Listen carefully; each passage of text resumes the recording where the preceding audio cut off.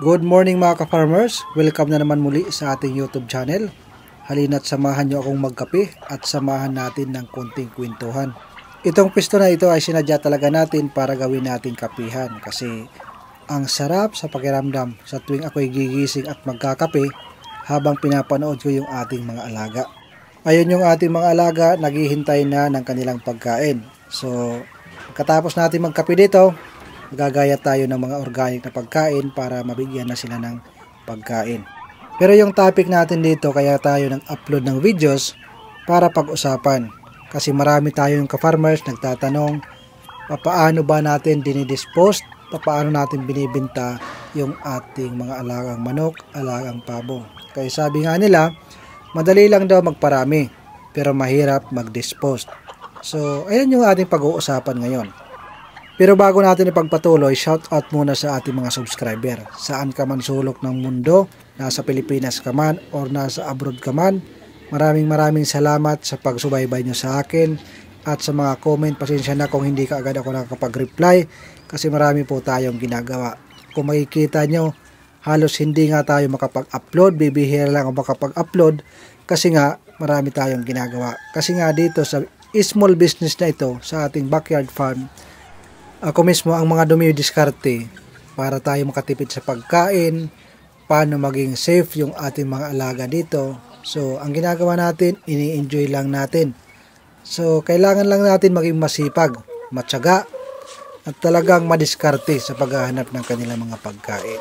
So, ganyan lang po yung ating ginagawa araw-araw. So, enjoy lang po natin yung ganitong small business. Hindi natin mamalayan, siguradong dadami yan. Kasi ika nga, base sa nabasa kong comment sa ating ka-farmers, mabilis lang daw magparami, pero mahirap magbenta. So ngayon, pinapaalala ko sa inyo, hindi po ako eksperto sa ganitong business. Ito ay base lang po sa ating mga naging karanasan. So sa tagal na natin kakaikot sa merkado, kakaikot sa ating lugar, tayo ay pala kaibigan, kaya po tayo madaling nakakapag-dispose. So yung ibabahagi ko ngayon sa inyo ay base lang po sa aking karanasan. Ulit ko, hindi po ako eksperto pero kumikita po tayo sa ganitong small business. At meron nag-comment doon sa nauna nating videos. Ang sabi niya, yung mga alaga niyang pabo, yung mga day-old pa lang, yung mga week-old ay mahirap daw pakainin nitong mga organic, nitong mga greens. Pero dito sa ating mga ka-farmers, makikita nyo naman kahit yung mga week-olds, yung mga month-old ay kumakain na yan ng ating mga organic. So ayan, kitang-kita nyo na mga ka-farmers kasi sabi ko nga sa inyo, simula ng day-old pa lang, sinasanay na natin sila. Pero binibigyan pa rin natin sila ng feeds. Hindi po natin hinahayaan na yung mga leaves lang ipapakain natin sa kanila. Kumbaga, alalay lang muna yung ating organic na pagkain. Bibigyan natin ng feeds at alalayan po natin ng mga organic na pagkain para patagal ng patagal masanay po sila at darating ang panahon wala po tayong pambili ng feeds, so ready na sila kumain ng ating mga organic na pagkain. At ito muna mga ka-farmers, pakita ko muna sa inyo, mayroon tayo naglilimlim na pabo dito sa gilid at dito naman sa loob ng drum kung saan sila pumipisto. Ayan, 3 pabo yung nandyan mga ka-farmers. Lahat po ay naglilimlim. O 4 na sila mga ka-farmers, natatago yung isang ulo. So ayan, hindi natin namamalayan sa mga sulok-sulok ng ating net na ito, sulok-sulok ng ating lugar na ito, mayroon na pala naglilimlim. Kaya kung nakikita natin yan, ay kinukuha ko yan at nilalagay po natin sa incubator. Kasi minsan, nakikita ko na lang, diyan sa mga sulok-sulok, mayroon na yung itlog, mayroon na naglilimlim. So, ang ginagawa natin yan, nililipat natin doon sa loob sa hindi nauulanan at hindi nababasa. At mas maganda kung ilalagay natin sa incubator para mas siguradong mapisa yung kanilang mga itlog. So, ito na mga ka-farmers, sasagutin na natin yung katanungan kung paano natin dinidispose o binibinta yung ating mga alaga. So, example na lang, katulad nito, yung kaibigan natin, nirecommend niya sa kanyang kaibigan. So, ngayon, nag-order po siya ng 2 RIR. So, edad nito is nasa 6 month to 7 month. So ayan po mga ka-farmers, pagkatapos natin tanggalan ng buhok, malinis na, pero nandyan pa yung kanyang laman loob. So ang gagawin po natin, titimbangin po natin yan. Ang timbang ng bawat isa ay nasa 2.5, minsan umaabot yan ng 3 kilo. Pero kadalasan 2.5, 2.1/4 mga ganyan. So ang gagawin natin po niyan is i-deliver po natin kung saan banda yung nag-order. So ang ginagawa po natin yan, lalagay po natin sa plastic, lagay po sa styro, at lalagyan po natin ng yelo. Yan po yung ating ginagawa mga ka-farmers. So halos araw-araw ay matumatawag sa atin para mag-order. Yung iba ay nagpupunta dito sa ating munting farm para mag-order ng pabo, lechon pabo, RIR. So ganyan po yung ating bintahan dito mga ka-farmers. Minsan nga sinasabi ko hindi available. Kasi imaginein mo kung araw-araw po tayo makakapagbenta ng 5, 3, mauubos po yung ating mga alaga. Minsan, pag hindi pa yan na tumakbo ng edad 7 months, 6 months pataas ay hindi pa tayo nagbibinta mga ka-farmers. At tinitingnan ko rin sa dami ng ating alaga na natitira. Kaya minsan, sinasabi kong hindi pa available. Kasi sabi ko nga sa inyo, mauubos yung ating alaga kung araw-araw pa 5-5. So siguradong ubos mga ka-farmers. Kaya nilalaro ko na lang. So ang tanong, saan ba tayo kumukuha ng customer? At ano yung diskarte natin? Yun ang katanungan dito. Sa una talaga mga ka-farmers, aminado ako medyo mahirap. Pero sa tagal na ng ating serbisyo, sa tagal na ng ating ginagawa, nakilala na tayo, at marami na yung nag-o-order. Kaya kinukulang tayo mga ka-farmers. Kung ang problema mo lang ay yung pagbibenta, yung pagdidispose, ay hindi po problema yan. Tuturuan ko kayo kung paano magbenta ng ganitong mga alaga, lalo na yung ating karne. Ako kasi ka-farmers, ako yung tao na open-minded, hindi mahiyain. Pag pumupunta ako sa mga merkado, inaalok ko po yung aking produkto. Itong aking manok, itong aking alagang pabo, nagsusupply po ako sa mga merkado ng dressed chicken o dressed na pabo. So, minsan may mga kumakagat, minsan naman may umaayaw.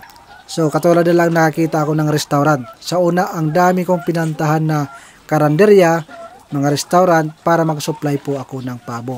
Lalo na yung marami tayong alaga. So, nahihirapan po tayo sa pagkain. So, pinuntahan ko yung mga nakikita kong mga turo-turo, mga restaurant, inaalok ko po sila.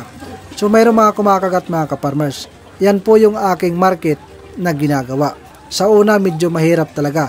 Medyo nakakahiya. Pero, yan talaga yung katotohanan.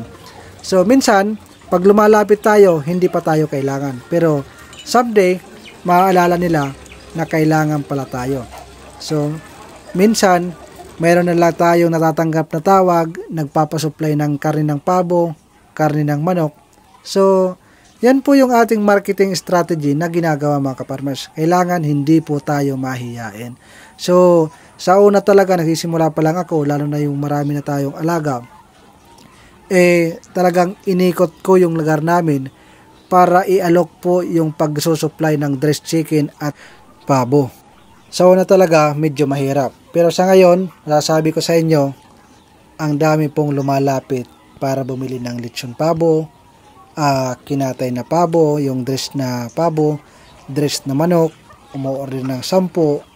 Kaya minsan sinasabi ko hindi available. Kasi sabi ko nga sa inyo, pag araw-araw po ako nagbigay, mauubos po yung ating mga manok at ating pabo. Wala nang mahingitlog.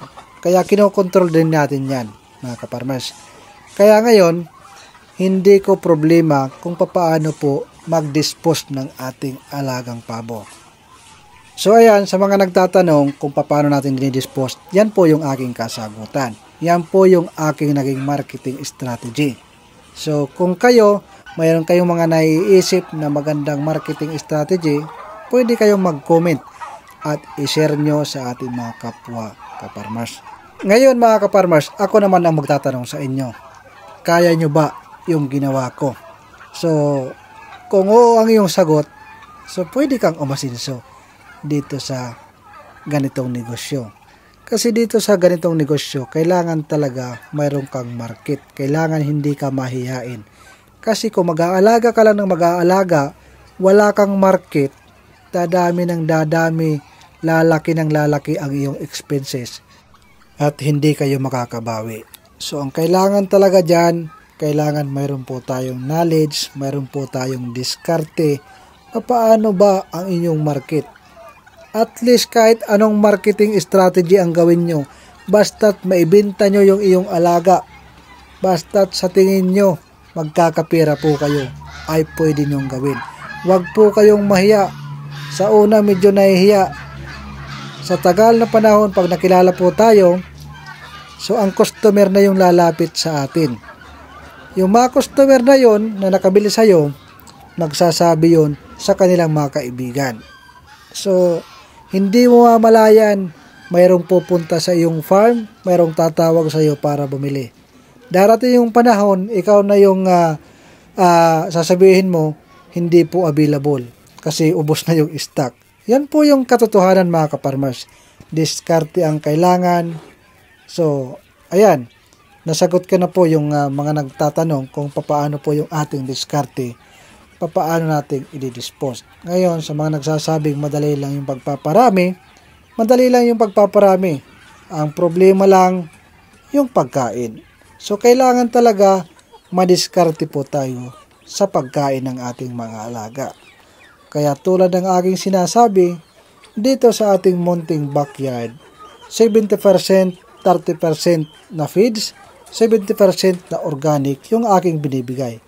Kasi yun po yung aking kaya. Kasi hindi ko po kaya magpakain ng lahat feeds.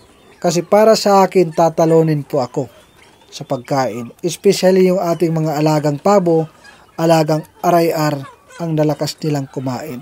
Kaya, kailangan mo talaga ng diskarte kung paano tayo makakatipid at paano tayo makakalamang pagdating sa bintahan at paano tayo kikita. Yun po yung importante mga kaparmers.